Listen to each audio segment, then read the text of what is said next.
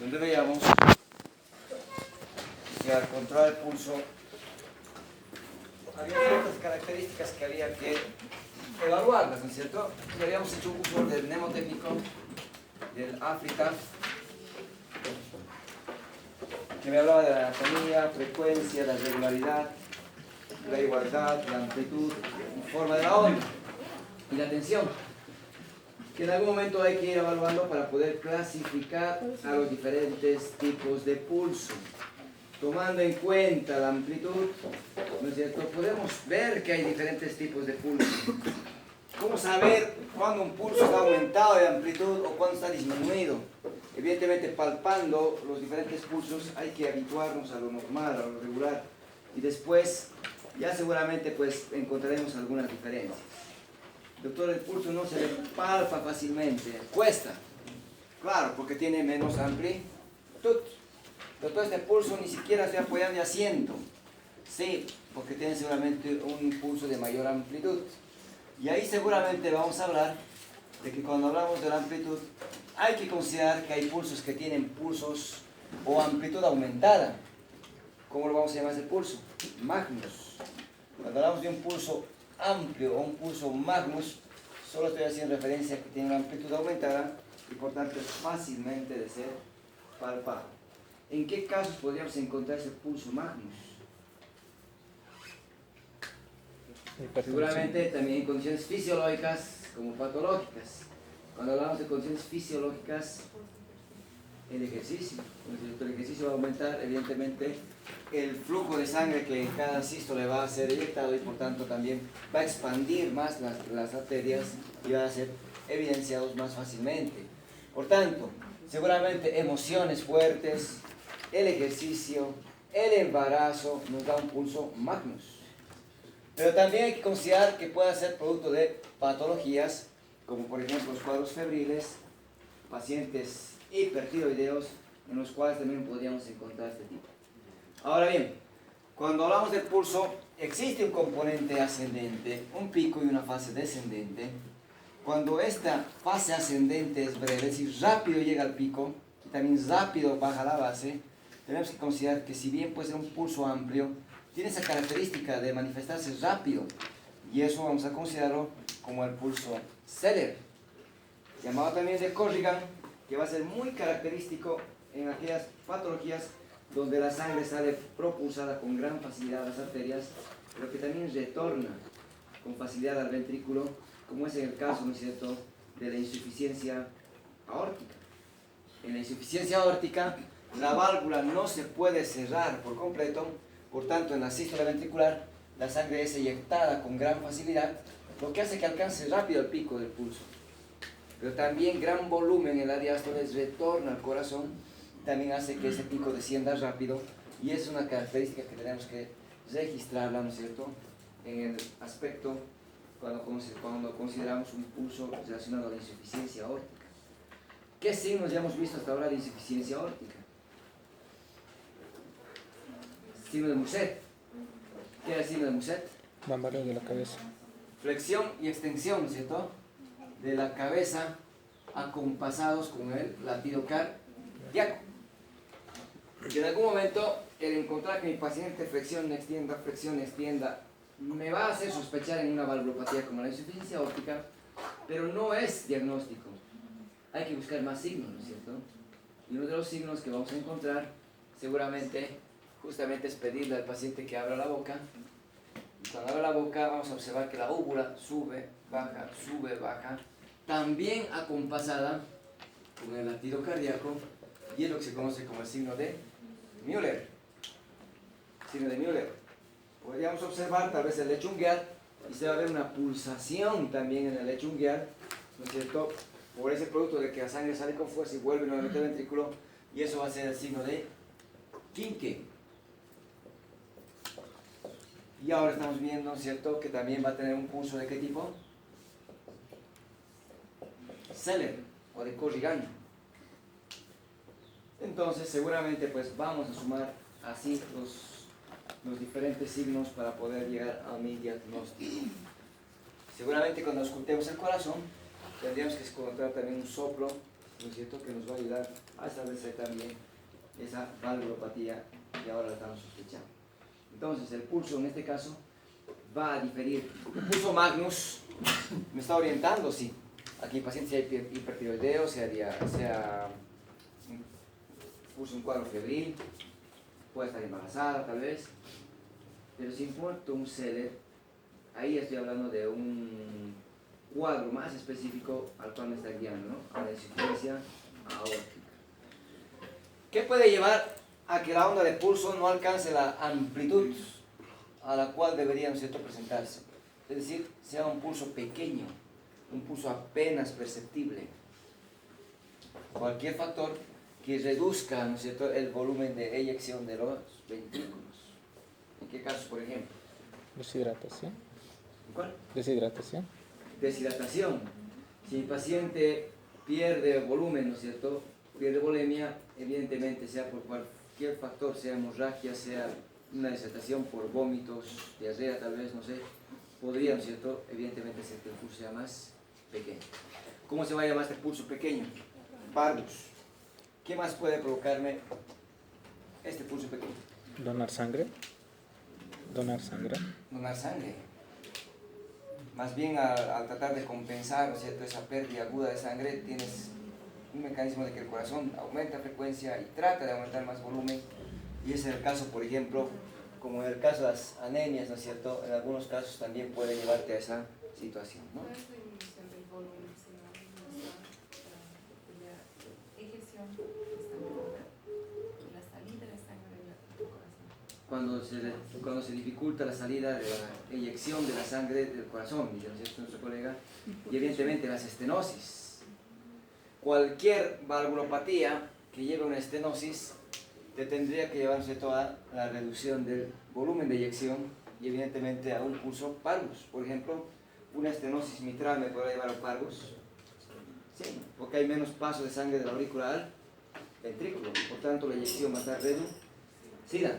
Una estenosis tricuspidia también, una estenosis pulmonar también, porque hay menos volumen de eyección al pulmón y de vuelta al corazón izquierdo, y por tanto puede manifestarse.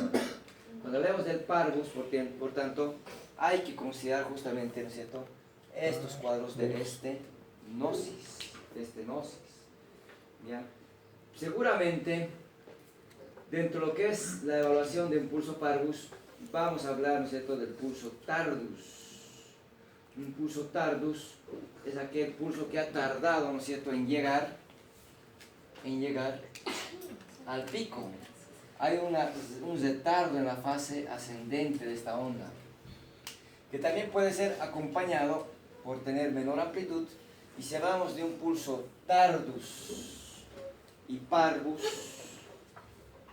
es decir, se tarda en llegar al pico y tiene menor amplitud, voy a hablar de una manera específica de la estenosis de tipo aórtica esta vez. Entonces, ese detalle lo tengo que considerar cuando hablemos de los diferentes tipos de pulso. Los parvus en todas las estenosis, pero el parvus y tardus lo voy a encontrar en la estenosis de tipo aórtica. Ahora bien, en una insuficiencia mitral, la válvula mitral no puede cerrarse. Por tanto, la sangre cuando se va eyectando desde la aurícula al ventrículo lo va a hacer con facilidad. Y cuando el ventrículo se contraiga, la sangre va a salir por la aorta a la circulación sistémica, pero volumen también va a retornar a la aurícula. Por tanto, tiene la característica de ser un pulso pequeño, parvus, pero también tiene la característica de volver rápido, ¿no es cierto?, a la base, es decir, es un Seller, y esto lo vamos a encontrar muy característicamente en la insuficiencia de tipo mitral. Probablemente, cuando vamos refiriendo, ¿cierto?, a las diferentes características del pulso, nos van a ir dando pautas para poder orientarnos al diagnóstico, sumado a las otras sintomatología y signos que yo pueda buscar en mis pacientes relacionados a dicha patología. Habíamos hablado que el pulso se modifica debido a que la función cardíaca también está relacionada a la función ventilatoria. Y ayer hemos hablado justamente del VETI y hemos hablado de IDEA. Y cuando hablábamos de la amplitud, dijimos, vamos a recordar de idea, que seguramente hacía referencia a que la inspiración disminuye la amplitud, ¿no es cierto? Y en la expiración tiende a aumentar. Por tanto, en la fase de la expiración encontramos un pulso de mayor amplitud en relación a la inspiración que tiende a disminuir, ¿no es cierto? De manera pues poco marcada en relación a la amplitud. Y ese mnemotécnico va a ayudar a que el pulso evidentemente va a modificar su amplitud en relación, ¿no es cierto?, al ciclo de la ventilación. Entonces un pulso magnus era un pulso grande que lo habíamos referido, ¿no es cierto?, evidentemente al hipertiroidismo, dijimos, al embarazo, dijimos, podríamos encontrar en el ejercicio, en condiciones fisiológicas, ¿no es cierto? El Seller tenía la característica del ascenso rápido y descenso, que lo habíamos descrito en la insuficiencia de tipo aórtica. El pulso parvus, dijimos, es un pulso pequeño. Si era parvus y Seller, ¿en qué caso teníamos que encontrar? En la insuficiencia de tipo mitral. Si era un parvus y tardus, estenosis aórtica. Si era solo un pulso parvus, en las estenosis de las otras valvulopatías, tricuspidia, pulmonar, dijimos, ¿no es cierto?, mitral, ¿no? Porque en la aórtica tendría que ser tardus, ¿no es cierto? Y ahí vamos encontrando que algunas características nos van a permitir diferenciarlos. Ahora bien, un pulso no solo puede reducir en cuanto a la amplitud, también trata, ¿no es cierto?, en algunos casos de compensar el corazón aumentando la frecuencia cardíaca. Si encontramos un pulso que aumenta la frecuencia, un pulso rápido y un pulso de menor amplitud, vamos a hablar de un pulso filiforme. El pulso filiforme sobre todo es muy típico en pacientes que han perdido gran volumen de sangre en el choque hipovolémico. El corazón trata de compensar latiendo más rápido, pero el volumen efectivo es reducido, por tanto es un pulso apenas perceptible, es un pulso que difícilmente se lo puede palpar. Vamos a encontrar en un shock de tipo hipovolémico, pero también en algunos casos pues también lo podemos referir en los componentes de la falla cardíaca, ¿no es cierto?, en la insuficiencia cardíaca ya avanzada. Fisiológicamente dijimos que había una amplitud aumentada en la expiración y una menor en la inspiración. Pero cuando se exacerba estos cambios de la amplitud, y aquí vemos que esta vez está muy manifiesto esa disminución, ¿no es cierto?, lo podemos referir en algunas patologías, sobre todo de tipo restrictivas a nivel cardíaco. Taponamiento cardíaco, pericarditis constrictiva, que van dificultando el retorno de sangre al corazón, que puede exagerarse un fenómeno fisiológico que habíamos visto. Idea, estos cambios de amplitud eran fisiológicos, pero cuando se exacerba esos cambios fisiológicos, lo vamos a enmarcar, ¿no es cierto?, en un tipo de pulso que lo vamos a llamar de tipo Kussmaul. El pulso paradójico de Kussmaul justamente hace referencia a un fenómeno que en su momento se lo entendió como patológico, ¿no es cierto?, marcado, pero después, cuando se fue conociendo mejor las características del pulso, evidentemente se encontraba estos cambios en condiciones fisiológicas, pero no tan marcados como en el caso de estas patologías. Por tanto, vamos a encontrar la exacerbación de estos fenómenos fisiológicos en los problemas de tipo restrictivo a nivel cardíaco. Hasta ahí hay que aprender bien el tema de los pulsos para su evaluación, el diferenciar en qué patologías voy a encontrar un tardus, parvus, en qué un parvus Seller, en qué caso un Seller o Corrigan, un pulso magnus, para poderlos enmarcar a diferentes valvulopatías. El pulso puede mostrar, ¿no es cierto?, alteraciones en cuanto a la percepción de esta amplitud, porque en algún momento podemos sentir que haya un pulso de mayor magnitud, o mayor amplitud, perdón, en relación al otro que le continúa, y aquí vemos cómo se van alternando un pulso de mayor amplitud, uno de menor, mayor y menor, que se puede observar como un fenómeno en pacientes que van utilizando la digital, ¿no es cierto?, en el manejo, por ejemplo, de falla cardíaca, pero cuando se van intoxicando ya puede ser un dato, ¿no es cierto?, que nos va alertando. ¿Qué es la presión arterial? Es la presión que la sangre ejerce contra la pared de las arterias. Cuando hay la sístole se registra la mayor presión y en la diástole la menor presión. Y es lo que va a manifestarse en lo que es la presión sistólica y la diastólica. Si tenemos una presión sistólica de 120 y la diastólica de 80, restando a la sistólica a la diastólica me va a dar una presión de 40, que esta es la presión diferencial o presión de pulso. Cuando hablamos de presión de pulso es la diferencia que existe entre la presión sistólica y la diastólica, que no es la presión media. Cuando hablamos de presión media, voy a tomar, ¿no es cierto?, referencia varias determinaciones, varias presiones, y saco un promedio de esas presiones, y esa va a ser, ¿no es cierto?, nuestra presión media para hacer la referencia. La técnica en la cual van a determinar la presión arterial la van a hacer en el gabinete, para lo cual van a requerir el esfigmomanómetro y el fonendoscopio para hacer su determinación. Simplemente la recomendación que la vamos a hacer, ¿no es cierto?, con el paciente en reposo, dijimos, ¿no es cierto?, 15 minutos de esfuerzo físico, 30 de haber ingerido alimentos ni tabaco, realizarlo la primera vez en las dos extremidades, con ciertas recomendaciones, donde el paciente pueda estar en decúbito dorsal o en la posición sedente, sentado, y que tengamos que hacer 3 determinaciones para establecer una hipertensión. Una determinación no es suficiente para poder confluir en que es hipertenso. Hay que hacerlo en 3 oportunidades y 2 de ellas tendrán que estar alteradas para poder considerar que es realmente hipertenso. Vamos a hacer la determinación por el método palpatorio y auscultatorio para poder, ¿no es cierto?, de cierta manera poder establecer nuestra presión arterial de manera adecuada. El brazo debe estar a la altura del corazón. El brazo debe estar separado del tórax en 45 grados, ni en aducción ni en abducción. El antebrazo debe estar apoyado por completo en la superficie. En este caso, ¿no es cierto?, la cama de mi paciente. En otros será, ¿no es cierto?, el escritorio o la camilla, dependiendo cómo lo hace la terminación.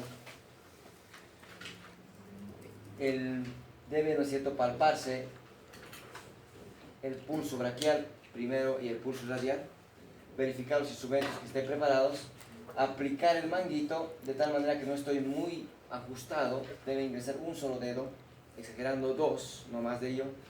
Debe estar a 2 o a 3 través del dedo por encima del pliegue del codo, el borde inferior del manguito, para poder aplicar el estetoscopio y no colocarlo debajo del manguito. El manómetro debe estar a la vista del operador para poder identificar los cambios de presión y poder establecer la determinación de manera adecuada. No aplicar dedos encima de los dispositivos, no dejar el antebrazo elevado y evidentemente no colocar el dispositivo debajo del manguito. El manómetro debe estar a la vista del médico para poder observar las determinaciones y los valores. Existen muchos rangos para considerar en relación a la presión arterial. Nosotros manejamos el tema, ¿no es cierto?, de que la presión sistólica oscila entre valores que van del 140 a 120. Como también, seguramente cuando hablamos de la presión diastólica, consideramos que va desde el 60 al 90.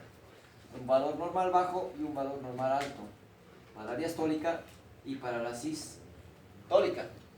Por eso que muchos centros consideran hipertenso aquel que tiene presiones sistólicas arriba de 140 y aquellos que tienen presiones diastólicas arriba de los 90.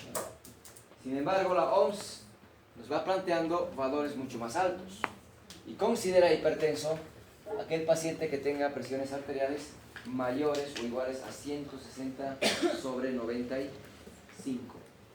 Puede haber hipertensiones sistólicas donde solo se eleva la sistólica o diastólicas donde se va elevando la presión arterial diastólica. La que más vamos evaluando justamente es la presión diastólica en el análisis, que es la presión de perfusión. A esta presión es la que va determinando, ¿no es cierto?, el flujo de sangre sin que haya, ¿no es cierto?, la contracción ventricular. Sin embargo, también hay que considerar la presión sistólica que puede estar elevada.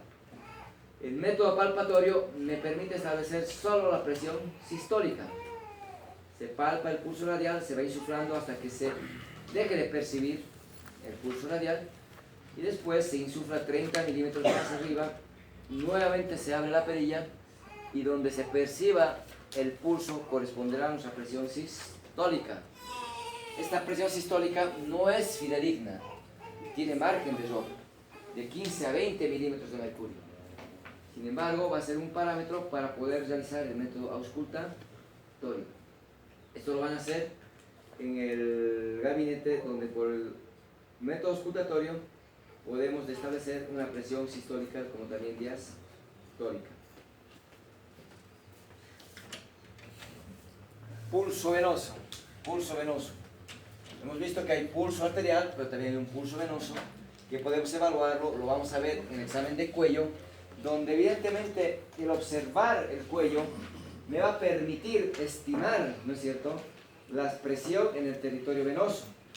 Las yugulares son manómetros que me permiten correlacionar en relación a la presión que existe en el territorio venoso. Lo ideal es poder evaluar las venas yugulares internas. Sin embargo, ellas no se las puede visualizar fácilmente por el tema de que están cubiertas por el esternocleido mastoideo. Entonces vamos a evaluar las yugulares externas. En la evaluación vamos a inclinar la cabeza hacia el lado izquierdo para poder evaluar las venas yugulares externas del lado derecho, donde en condiciones fisiológicas se las puede ver ingurgitadas, dilatadas, incluso en todo su trayecto cuando el paciente está en decúbito dorsal. Y es una posición en la cual no vamos a evaluar al paciente. Para evaluar la ingurgitación de las venas del cuello, este tiene que encontrarse en la posición de Fowler, semi-Fowler, o sentado o de pie, donde no tiene que haber ingurgitación. De haber ingurgitación, ya encontramos un dato de patología. Habíamos visto qué patologías pueden llevar a ingurgitación yugular. Están llevando en fisiopatología ya la insuficiencia cardíaca. ¿En qué patologías podemos encontrar entonces ingurgitación yugular? Insuficiencia cardíaca, ¿derecha o izquierda? Derecha. Entonces encontramos como un dato de que el aumento de presión en el territorio, ¿no es cierto?, venoso, me va mostrando esa dificultad de poder vaciarse en la aurícula derecha, ¿no? Una insuficiencia cardíaca derecha. ¿Qué otra patología más hemos visto que puede haber ingurgitación yugular? Síndrome de la vena cava superior. Cuando habíamos hablado de la fascias mediastínica o fascias venosa, dijimos edema en esclavina, cianosis, ingurgitación yugular. ¿En qué otro caso más podríamos observar? Neumotórax. ¿En qué otra patología más podríamos observar? Pericarditis constrictiva, taponamiento cardíaco, si todo lo que dificulta el retorno venoso al corazón. Porque resulta que lo que dificulta el retorno venoso al corazón provoca su ingurgitación. Si el paciente hace una expiración forzada, ¿qué va a provocar en la caja torácica? Que se reduzca de volumen y su presión aumente. Por tanto, dificulta la llegada de sangre al corazón y las venas empiezan a ingurgitar. Eso se observa, por ejemplo, en el pujo, durante un parto. Eso se observa, ¿cierto?, en el pujo, seguramente en procesos fisiológicos también, ¿cierto?, como la defecación. En pacientes estreñidos es muy marcado, ¿cierto?, la ingurgitación que puedan presentar. Como también en una inspiración, el volumen aumenta, disminuye la presión y favorece no solamente la entrada de aire, sino también el retorno venoso. Y las venas se colapsan. En la inspiración se tiende a colapsar estas venas yugulares. De todas maneras, existen formas de medir esta ingurgitación. En este caso, grado 1, si la ingurgitación llega hasta la mitad del trayecto del cuello. Grado 2, perdón. Grado 2 hasta la mitad del trayecto del cuello. Grado 1 cuando es menos de la mitad del trayecto. Grado 3, todo el trayecto hasta el ángulo de la mandíbula. Y grado 4 cuando se va a prolongar por detrás del pabellón auricular. Hasta 1 centímetro por arriba del pabellón se puede observar en el grado 4. Y eso se hace simplemente a la inspección. Sin embargo, también podemos hacer la medición con el método de Lewis. Cuando hablamos del método de Lewis, nuestro paciente está en la posición, ¿no es cierto?, de semi-Fowler, donde no tiene que haber ingurgitación yugular, y si la hubiera tiene que ser muy poco marcada. Vamos a ir hablando de ello. No debe llegar a la mitad del cuello, es decir, el grado 1 puede ser fisiológico o patológico, pero por lo general no se observa ingurgitación. de observarse la ingurgitación, lo que tenemos que hacer es buscar el ángulo de Luis. ¿Cómo se busca el ángulo de Luis? Observando una arista, una cresta transversal que sobresale, que corresponde a la unión del manubrio con el cuerpo del esternón. Este ángulo de Luis me va a ayudar a poder encontrar el segundo cartílago costal y por tanto la segunda costilla, tanto al lado derecho e izquierdo, pero sobre todo es un punto de referencia, que lo vamos a ver en tórax, que me va a permitir establecer, ¿no es cierto?, ciertas maniobras, como también este ángulo de Luis, ¿no es cierto?, se va a encontrar a 5 centímetros de la aurícula derecha, esté el paciente sentado, echado, o en decúbito, o en Fowler o semi-Fowler, y es una referencia para poder colocar una regla en la evaluación, ¿no es cierto?, de la ingurgitación de las venas del cuello, cuya numeración va desde la parte inferior hacia arriba, para poder, utilizando un hisopo, un bajalenguas o otra regla, ver el nivel hasta donde llega esta ingurgitación yugular y establecerla en centímetros. Ingurgitación yugular a 5 centímetros por el método de Lewis. Estos centímetros me van a poder permitir establecer, en cierta manera, ¿no es cierto?, hasta qué nivel presenta la ingurgitación del paciente a nivel de las yugulares externas. Sin embargo, es más fácil observar y poder clasificar por grados. Llega hasta el ángulo de la mandíbula. ¿A qué grado corresponde esta ingurgitación? Tipo 3. 3, ¿cierto? ¿A qué corresponde el grado 2? Mitad del trayecto. Entonces es fácil de poder observar y evidentemente nos va a ayudar rápidamente a establecer y poder describir el hallazgo, ¿no? Seguramente es un aspecto que hay que tomarlo en consideración, tanto el método de Lewis como también, no sé, toda la inspección, poder clasificar en base a grados. Ahora bien, cuando vamos viendo la ingurgitación, ¿qué grados está? 3. 3, ¿no? Cuando vamos observando la medición en centímetros, nos va a permitir un poco establecer, ¿no es cierto?, esa medición en centímetros y poder calcular cuánto es la presión en la aurícula derecha. 0. Y a medida que se va alejando de la aurícula, va aumentando la presión. La presión en el territorio venoso debe ir de 9 a 12 centímetros de agua. No hablamos de milímetros de mercurio porque la presión en el territorio venoso son muy bajas. Entonces la medición la vamos a hacer en centímetros de agua. Si hacemos la medición y encontramos de que esta ingurgitación corresponde a una dilatación, a una ingurgitación de 3 centímetros, estos 3 centímetros van a corresponder a una presión que oscila entre los 9 centímetros de agua. Si midiéramos hasta los 4, podemos pensar que corresponde a 12 centímetros de agua. Es decir, hasta 4 centímetros vamos a considerarlos que podría ser considerado como fisiológico, que más o menos corresponde a menos de la mitad del trayecto, por tanto, correspondería al grado 1. Por eso les decía, el grado 1 puede ser fisiológico o patológico. Por tanto, en algún momento, cuando hablamos de la presión venosa, podemos considerarla que la ingurgitación que corresponde a los 4 centímetros podría todavía considerarse como normal. Pero tendría que ver más datos. Si mi paciente tiene ascitis, tiene edemas, tiene ortogneas, tiene datos de problemas cardíacos, esos 3 centímetros no los voy a tomar en consideración como fisiológicos. Vamos a ir viendo más adelante que existen maniobras como el reflujo hepatoyugular para poder evaluar y verificar si evidentemente es algo fisiológico o patológico. Un solo signo no me da el diagnóstico, hay que sumar más datos clínicos para poder correlacionar los hallazgos. Vamos a entrar a otro capítulo relacionado a lo que son los datos clínicos de la piel.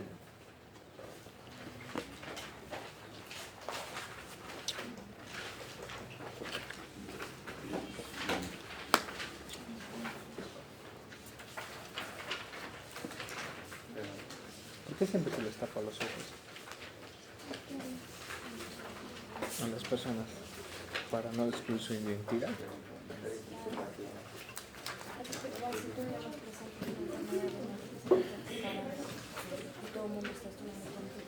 Pero, ¿por qué les tapan los ojos? ¿Quiénes? A los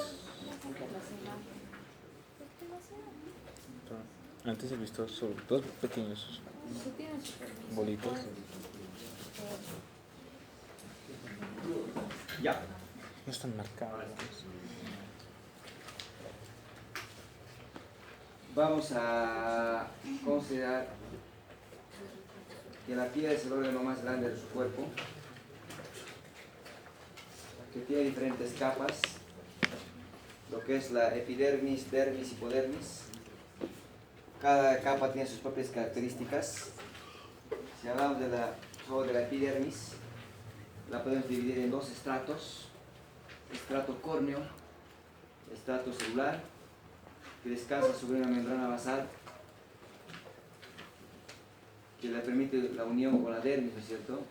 Que el estrato celular tiene varios estratos también, varias capas: estrato germinativo, espinoso, granuloso, lúcido, ¿no es cierto? Que evidentemente va demostrando la complejidad de nuestra piel. Y más allá de ello, también considerar, ¿no es cierto?, que evidentemente, si hablamos que la epidermis está conformada por tejido conectivo, donde también encontramos diferentes elementos que forman parte de la piel, que vamos a incluir dentro de las faneras. Y dentro de las faneras tendríamos que considerar, ¿no es cierto?, el pelo. Y aquí vamos a encontrar los folículos pilosos también. Vamos a encontrar, ¿no es cierto?, las glándulas sebáceas, las glándulas sudoríparas, que en algún momento junto a las uñas constituyen las faneras. Y si hablamos, ¿no es cierto?, de que qué funciones cumple la piel, son muy variables, justamente por la complejidad de su estructura. Es una barrera natural de protección, que evidentemente evita, ¿no es cierto?, las noxias externas, o las diferentes capas que hemos ido mencionando, como también, ¿no es cierto?, los diferentes estratos hacen que sea una barrera impermeable, ¿no es cierto?, para evitar la pérdida de líquido. Sin embargo, también habíamos dicho que la piel era un medio por el cual perdíamos el calor, y eran tres formas en las cuales perdía el calor, ¿no es cierto? Convección, radiación y, dijimos, la evaporación. Y seguramente el tema de la evaporación es un aspecto, ¿no es cierto?, que lo vamos a considerar, que es uno de los más importantes en el tema de que la conversión del estado líquido al gaseoso pues nos permite eliminar, ¿no es cierto?, el calor en exceso de nuestro cuerpo. Y aquí es importante justamente ello, la termorregulación. Otro aspecto que lo vamos a vincular, que al tener vasos sanguíneos, ¿no es cierto?, y poder cambiar el diámetro, la vasoconstricción aumentaría la resistencia vascular periférica. Y la presión arterial depende de esa resistencia vascular periférica. Por tanto, tendríamos que considerar también que participa, ¿no es cierto?, en la modulación de la presión arterial. Está muy vinculada en la percepción del dolor, como también en la percepción del calor, del frío y de la presión, ya que tiene, ¿cierto?, terminaciones nerviosas vinculadas a la recolección del dolor, tiene receptores, ¿no es cierto?, sensoriales, como los de Krauss, Ruffine, Meissner, que me permiten, ¿no es cierto?, poder evaluar justamente mediante el tacto la presión, el frío y el calor, ¿no? La sensibilidad, el dolor y los diferentes sectores nos van a ayudar mucho, ¿no es cierto?, a la parte sensorial. Puedo eliminar productos de excreción a través de la piel. Y seguramente no solamente pues, se elimina líquido a través del sudor, ¿no es cierto? También vamos a eliminar productos como el ácido láctico y la urea a través, ¿no es cierto?, de la piel. Y es una razón por la cual, en algunos casos, en las quemaduras extensas, ¿no es cierto?, al perder esa función de protección, una de las complicaciones grandes va a ser justamente ella, la infección. Y seguramente también tenemos que considerar que el resto de las funciones se van a ir alterando. Y este aspecto es importante, que al ser un elemento importante de depuración de productos de desecho, al ya no cumplir dicha función, le va sobrecargando, ¿no es cierto?, esa función al riñón. Y ahí vamos al tema, ¿no?, que las quemaduras extensas también se van a complicar con problemas de tipo renal. Al perder líquido y reducir el volumen, nos lleva a una insuficiencia renal aguda de tipo prerrenal, por reducción de volumen. Al sobrecargar con la producción o la eliminación o excreción de productos, ¿no es cierto?, de desecho, también va a contribuir al deterioro de la función renal. En este sentido, vamos a buscar ciertos signos que nos permitan identificar lesiones sistémicas, como habíamos visto. El cambio de color de la piel, ¿no es cierto?, va orientado a patologías o afecciones generales de tipo sistémico, pero también vamos a ir buscando lesiones que van a ir enmarcadas a las dermopatías. Es decir, encontraremos seguramente, ¿no es cierto?, algunas lesiones que me permitan establecer diagnósticos de patologías que tienen esa característica de afectar la piel. Habíamos visto en la piel que se observaba color, elasticidad, turgencia, ¿no es cierto?, y hay que observar las maneras. Y cuando hablamos del color puede verse alterada por diferentes factores, porque la coloración, ¿no es cierto?, decíamos, depende de varios elementos: irrigación, pigmentos como la melanina, pigmentos como el caroteno, y es en función de ello que puede variar el color para hacer una tez más clara o más oscura, pero que también podría existir lesiones en cuanto al color, ¿no es cierto? Y cuando hablamos del color, habíamos visto que evidentemente depende de varios aspectos. Y ahí no vamos a negar, ¿no es cierto?, que el componente racial, ¿no es cierto?, racial va a ser determinante en algunos casos para las características de la coloración de nuestra piel.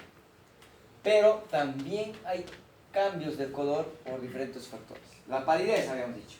Si la palidez es generalizada, habíamos pensado en anemia, siempre y cuando las mucosas también estén pálidas. Podemos encontrar esa palidez también en el síncope. ¿Qué es el síncope? Desmayo, ¿cierto? Pérdida transitoria de la conciencia por menor aporte de oxígeno al sistema nervioso central.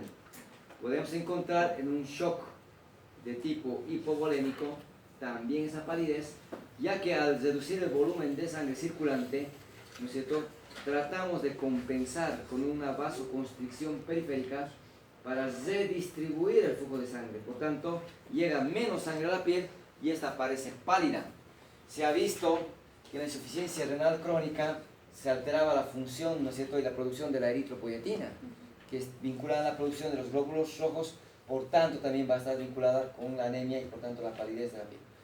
Puede ser constitucional, lo habíamos dicho, si la tez es clara, es blanca, pero las mucosas son húmedas, son rosadas, no debo pensar en una patología, sino en algo constitucional, algo hereditario, algo racial.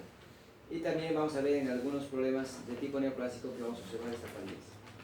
Cuando observamos una palidez localizada, habíamos visto, por ejemplo, en fenómenos de vasoconstricción, fenómenos de Raynaud, por ejemplo, que por factores de frío y la tensión, dijimos, hay una vasoconstricción periférica y los dedos, las puntas de los dedos aparecen pálidos, que contrastaba con la rubicundez del resto de la mano, pero que con el tiempo el oxígeno se empezaba a consumir y a acumular CO2 y empezaba a haber la cianosis.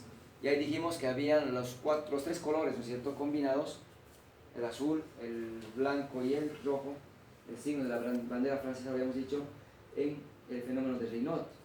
Como también si está obstruida una vena, ¿no es cierto?, dijimos que iba a haber cianosis.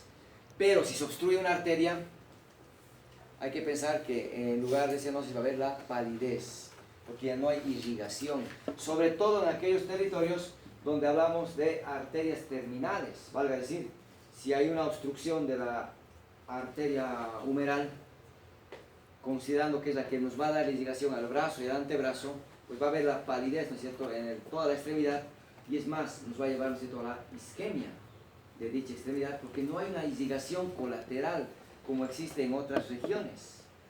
Existen arterias terminales que evidentemente no tienen colaterales y hay que pensar en ese sentido.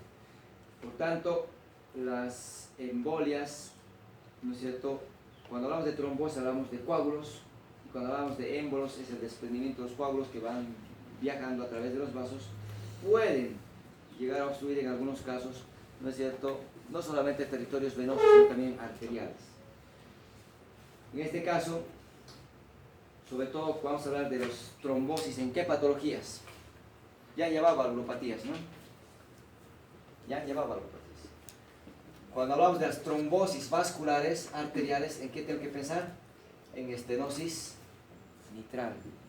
La estenosis mitral se acompaña, ¿no es cierto?, de lo que es la fibrilación auricular, es decir, se acompaña de alteraciones del ritmo, y en ese momento, cuando se va fibrilando esa aurícula, puede favorecer, ¿no es cierto?, a la formación de coágulos, y esos coágulos pueden ser pasados a la circulación,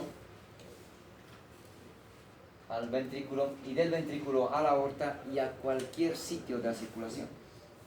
Seguramente es así como puede viajar un trombo, ir a las coronarias y provocar accidentes de tipo isquémico, cardíacos.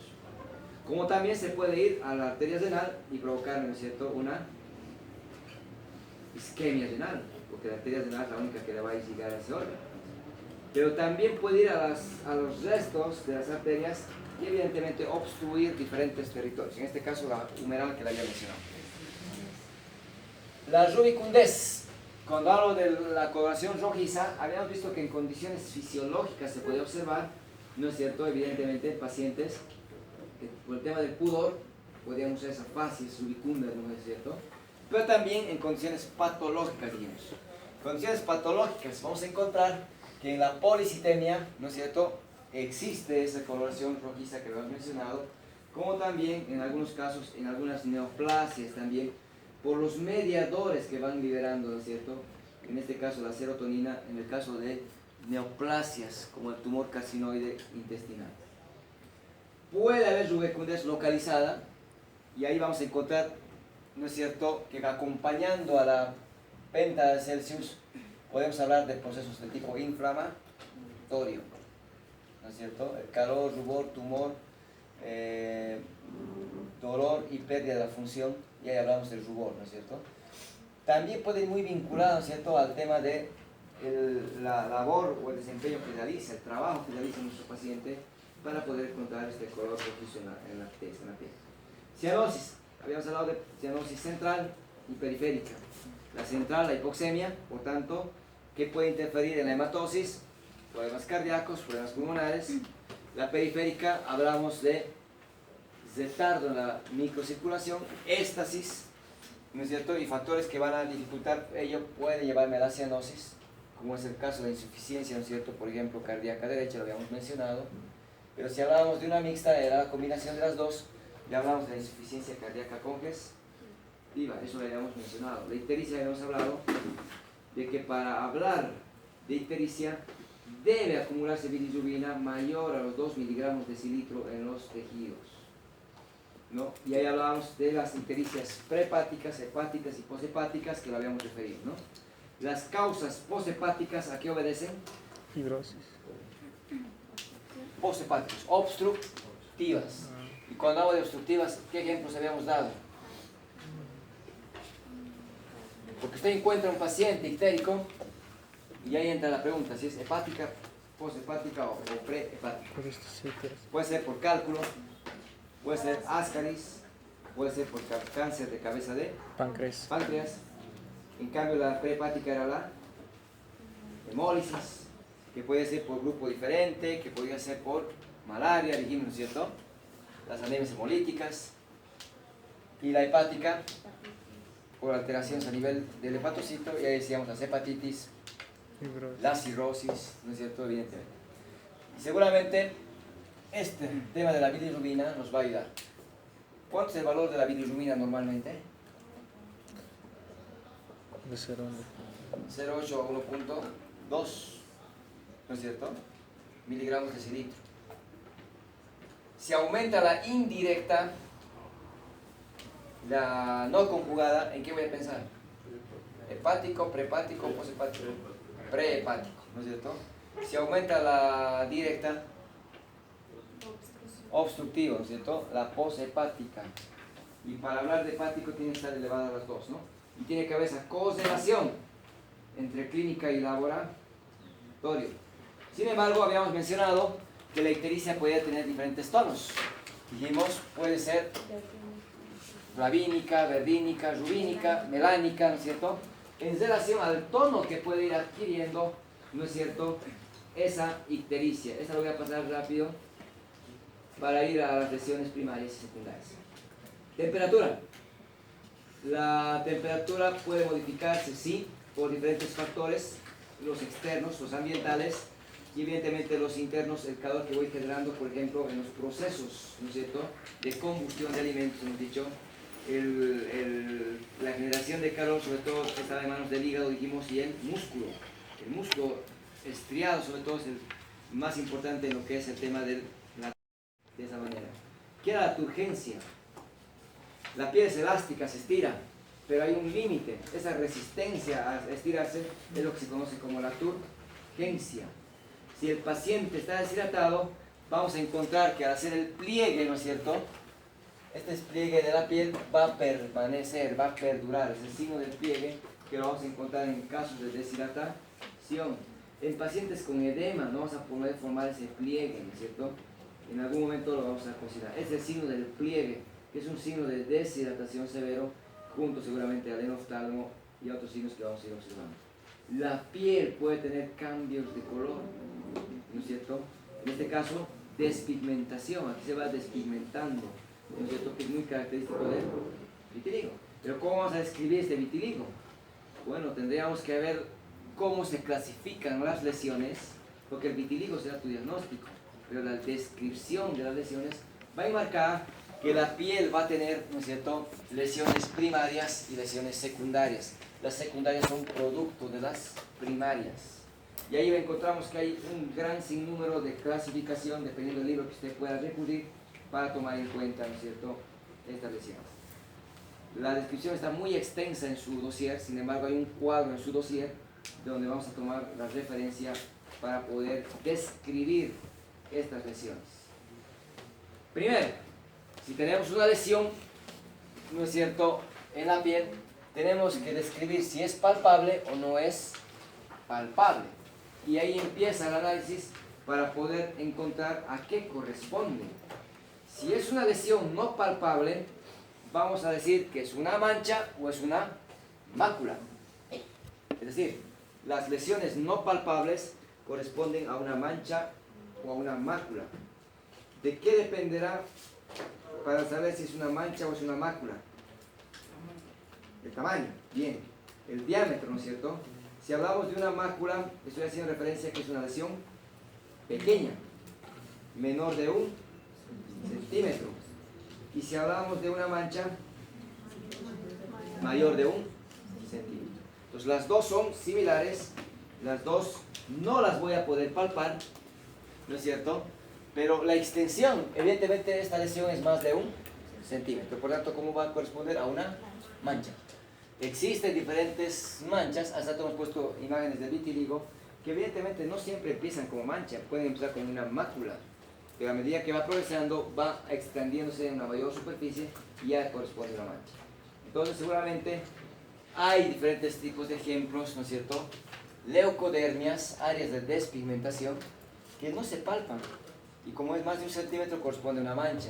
Hay más bien áreas de hiperpigmentación, acúmulo de más melanina, como ocurre, por ejemplo, en el embarazo, ¿no es cierto?, a lo que corresponde el cloasma gravídico. Melanodermias, entonces, que en algún momento puede ser por hipopigmentación o hiperpigmentación, pero al no ser palpables, corresponden a la descripción de manchas. Y ahí encontramos que hay, ¿no es cierto?, manchas de diferentes características. La mácula, en cambio, es no palpable, pero es menor a 1 centímetro, y lo vamos a tomar en cuenta seguramente ahí como referencia a diferentes ejemplos.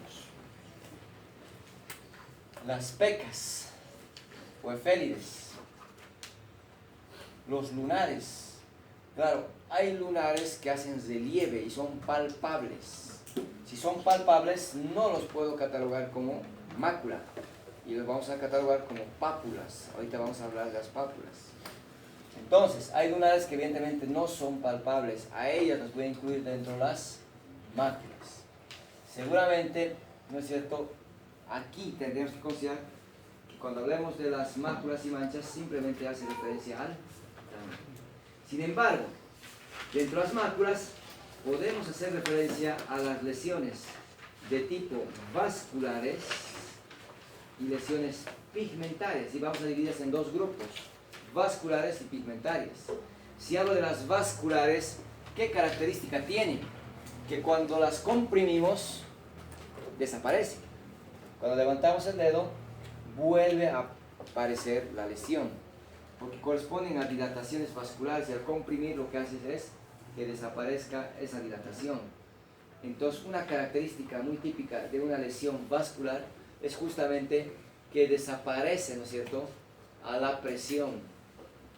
En cambio, las pigmentarias, es decir, un lunar, por ejemplo, es por acúmulo de melanina, no tiene por qué desaparecer a la presión, ¿no es cierto? Porque la causa de su origen, evidentemente, es el acúmulo de pigmento en este caso, o en otros casos, más bien, pérdida de ese pigmento. Entonces, las vasculares vamos a incluir, ¿no es cierto?, a la zoseola, al eritema y a la telangiectasia.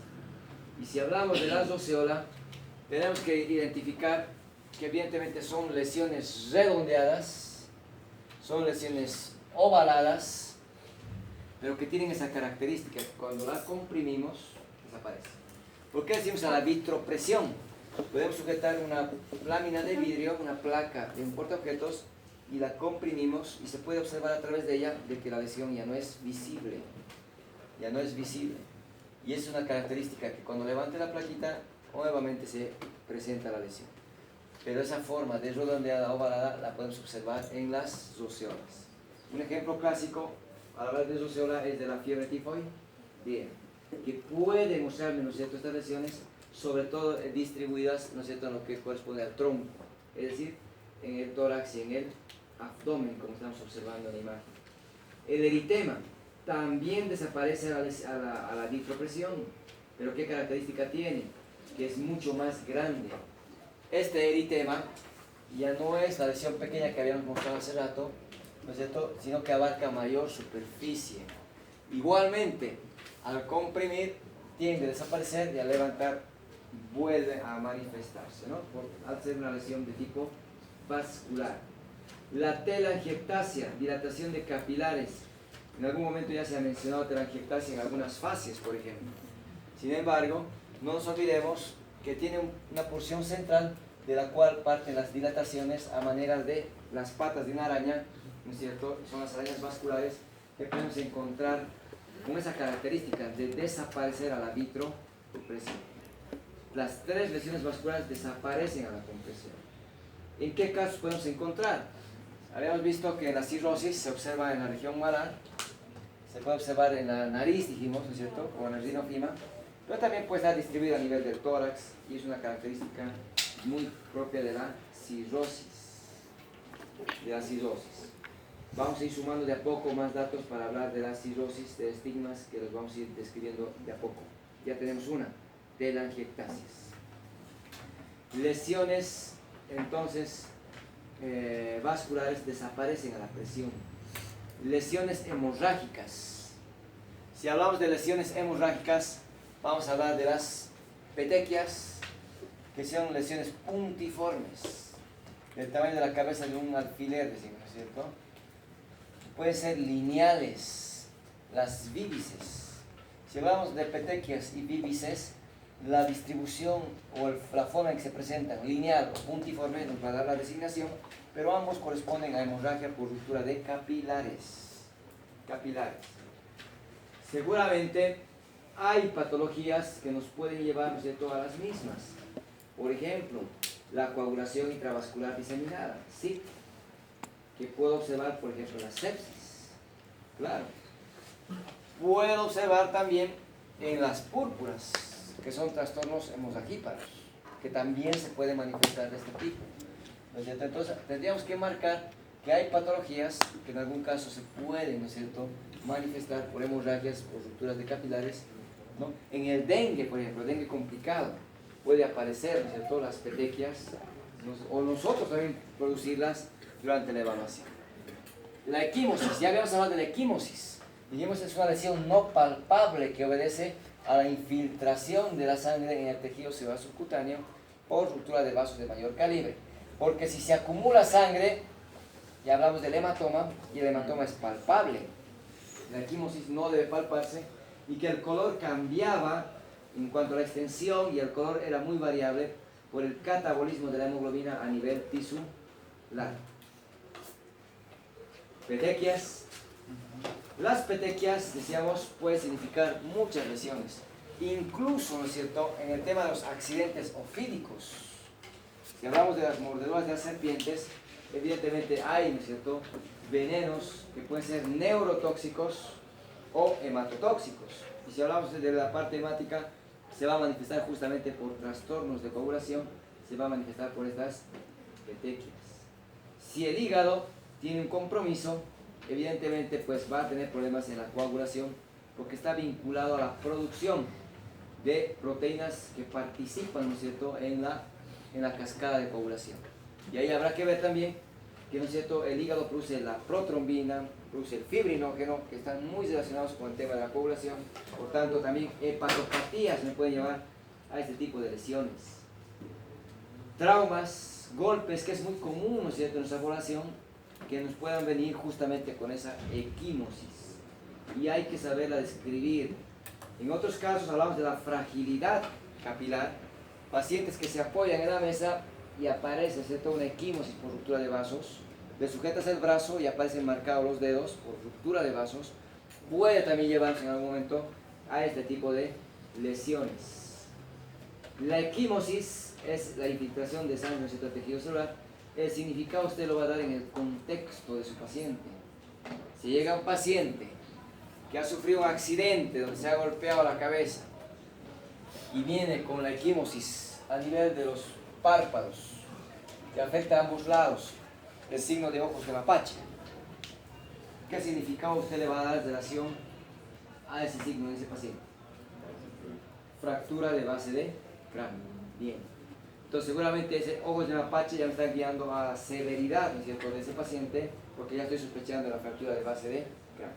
Como también si hay la equimosis, ¿no es cierto?, en la apófisis mastoides, signo de Batley, también me está dando la sospecha de fractura de base de cráneo, ¿no? Fractura de base de cráneo. Y debo sospecharlo en ese sentido. Pues llega un paciente o una paciente, ¿no es cierto?, que viene con la equimosis en un solo lado, probablemente pues obedece a una agresión, ¿no es cierto?, un golpe. Y hemos tenido pacientes que vienen con esa equimosis. ¿Qué ha pasado? Me he caído, doctor. O sea, pensar que se ha caído y no tenga lesión en la nariz y solo en el ojo, no hay una lesión en el mecanismo, ¿cierto? Había un golpe. ¿Y por qué no lo hacen nuestras pacientes? Porque realmente son mujeres las que van a venir con este antecedente y no van a hacer la denuncia por el miedo a la represalia. Lamentablemente vivimos en una sociedad muy dispar, donde todavía sigue habiendo la violencia a la mujer y al niño, ¿no es cierto? Aunque las leyes ya hoy en día las van protegiendo más, la agresión a la mujer es cárcel, directamente es cárcel. Y va tratando de un poquito reducir ese feminicidio que está tan elevado en nuestro país. Pero a pesar de ello sigue habiendo la violencia a la mujer y al niño. Entonces vamos a encontrar que el describir es muy importante, porque la historia de ustedes, la evidencia, el testimonio de la atención, vino por agresión.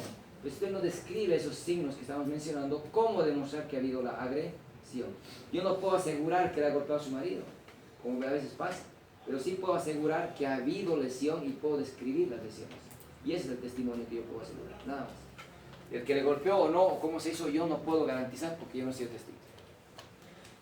Ahora bien, puede haber, dijimos, máculas por pigmentación y seguramente puede ser por acúmulo, las eférides, las pecas. En algunos casos por deficiencia, ¿no es cierto?, esas lesiones blanquecinas, donde no hay melanina. Y en otros casos por desplazamiento. Aquí vamos a encontrar, ¿no es cierto?, en el vitiligo, que evidentemente eso es un problema autoinmune, que hay melanocitos, hay melanina, pero que de a poco se la va a destruir.